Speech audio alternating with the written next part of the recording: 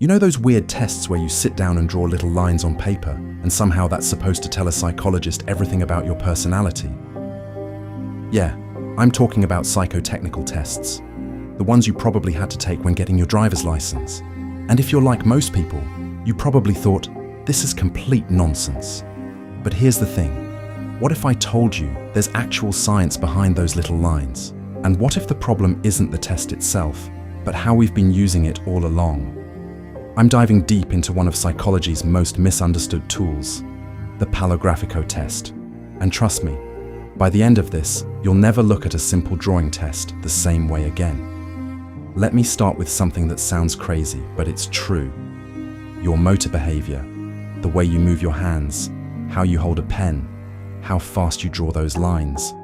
All of that is actually telling a story about you, not because some psychic is reading your soul through your handwriting. No, it's because of something much more fundamental. Your mind literally exists because of your motor behavior. Stay with me here. When you were a baby, you didn't have thoughts floating around in your head like you do now. A researcher once asked a 3-year-old to think about a story without saying it out loud. You know what happened? The kid said the character disappeared because it wasn't inside her head yet. The character only existed when she spoke it out loud. That's how fundamental motor behavior is to who we are. This brings us to a concept that's going to blow your mind. Scientists in Russia and Spain have been studying this for decades, something the English-speaking world has almost completely ignored. They discovered that controlling your actions isn't actually about doing things. It's about not doing things. Your brain is constantly trying to make you move in random ways, and the real you, your consciousness, your personality, is actually the part that's saying, no, don't do that. Do this instead. Think about it. A newborn baby is constantly moving their arms and legs for no reason. Not because they want to, but because their brain hasn't matured enough to say no to those movements yet. As you grow up, you develop this incredible ability to inhibit automatic behaviors. That's what self-control actually is at a biological level. That's what personality is built on. So when you're sitting there drawing those little vertical lines in a Palográfico test, you're not just showing how steady your hand is. You're revealing your entire system of behavioral inhibition. How much do you monitor yourself? How much control do you have over automatic impulses? How does your personal history, maybe you played baseball for years, maybe you practice martial arts, how has that shaped the way your body moves, without you even thinking about it? Now here's where it gets controversial.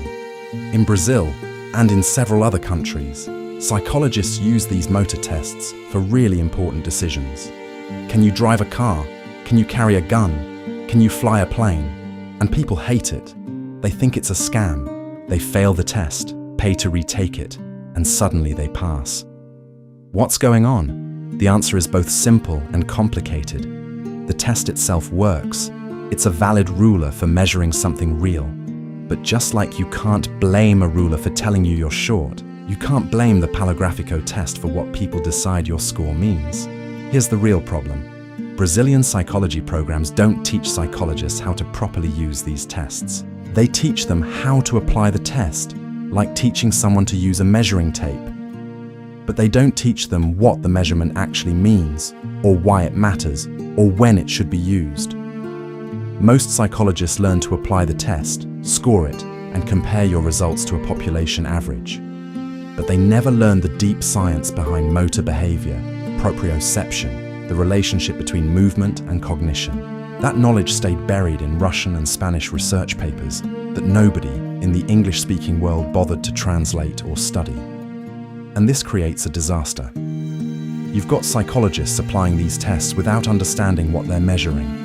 You've got people trying to cheat the test by watching YouTube videos about how to pass. And you've got serious decisions about people's lives being made with a tool that's being used all wrong. Let me give you an example. If you're testing someone to be a pilot, you can't compare their motor behavior to average people. You need to compare them to other pilots. The standards are different. A score of 20 on a driver's license test doesn't mean the same thing as a score of 20 on a pilot certification test. Different populations, different norms, different interpretations. But here's what's fascinating. When these tests are used correctly, they can reveal incredible things. Russian researchers have found correlations between motor behavior patterns and immune system activity. They're trying to develop non-invasive motor tests that could detect infections or autoimmune diseases just by analyzing how you move. There's solid research linking motor behavior to sleep deprivation. Put someone on a balance board, and how much they wobble can tell you if they desperately need sleep, even if they don't feel tired yet. Imagine if truck drivers, bus drivers, or pilots had to do a simple 2-minute motor test before starting their shift. We could catch dangerous levels of fatigue before someone gets behind the wheel or into a cockpit. This isn't science fiction. The research exists, but it's scattered across languages and countries that don't talk to each other. So should you trust the Palográfico test? Yes and no. The test itself is scientifically valid. It measures real aspects of your motor behavior and self-monitoring, which are genuine components of personality. But the way it's being applied, especially in Brazil, that's where the problems are. The test should never be used alone. It should be part of a battery of assessments. It should be interpreted by someone who actually understands the science of motor behavior, not just someone who learned to score it in a weekend workshop. And critically, the population norms need to match the context. You can't use general population standards to decide if someone should carry a gun or fly a plane. Here's my advice if you ever have to take one of these tests. Don't try to cheat it. Don't watch those YouTube videos promising to teach you tricks. Just be yourself. Because if you fake your way through and get approved for a job that requires completely different motor patterns and self-control than you actually have, you're going to suffer. You'll be in the wrong career, stressed, possibly putting yourself and others at risk. The real scandal here isn't that the tests don't work. It's that we're not training psychologists properly. It's that valuable scientific knowledge is locked away in papers nobody reads. It's that we're making life-changing decisions with tools we don't fully understand. There's a quote from a Russian physiologist that captures this perfectly. Be careful what children play with, because they are actually playing with their future. Every behavior, every movement, every pattern we develop is shaping who we become. Your personality isn't just what you think and feel. It's literally built into how your body moves through the world. So the next time someone hands you a sheet of paper and asks you to draw little lines, don't roll your eyes. You're not just making marks on paper, you're showing decades of motor history, patterns of self-control, and the unique way your brain has learned to say no to 1,000 automatic impulses every single day. That's not pseudoscience.